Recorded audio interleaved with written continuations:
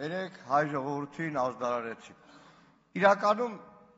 բոլոր ճանապարհները Հայաստանի պետք է բացվի եւ 30 տարի Հայաստանը բոլոր ժամանակները պայքարել է ապաշրջափակման համար։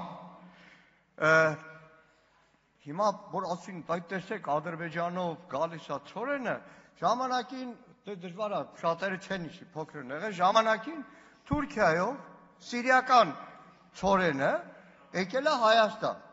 Բայց դա չի խանգարել, որ 93 թվականին Քարվաճարից հետո Թուրքիան փակի սահմանը, օդային սահմանը եւ այլն եւ այլն։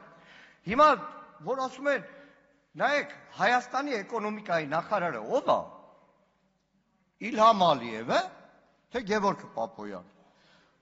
Իլհամ Ալիևը Ղազախստանում Տոկաևի հետ հանդիպումից հետո ղազախների իսիրույն ասում է, գիտեք, ղազախական ցորենը Ադրբեջանի վրայով առաջին անգամ գալու է Հայաստան, որից հետո Պապոյան Գևորգը կրկնում է Իլհամ Ալիևին։ Լավ, ինչի պետք է Հայաստանից չիմանային, որ ցորենը Ադրբեջանի տարածքով, բայց այդտեղ մի կարևոր բան կա։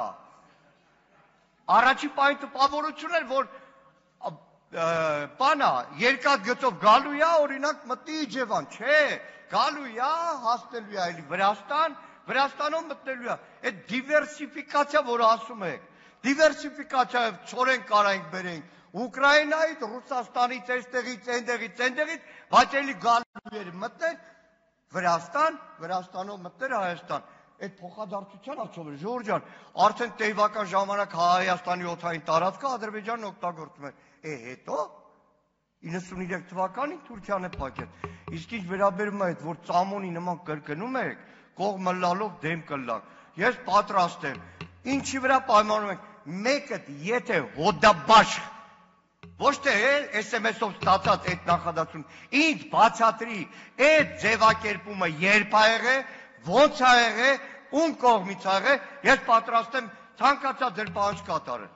Ոչ մեկը էլ չգիտեք, սենց կլիշե լսել եք ու լսել եք։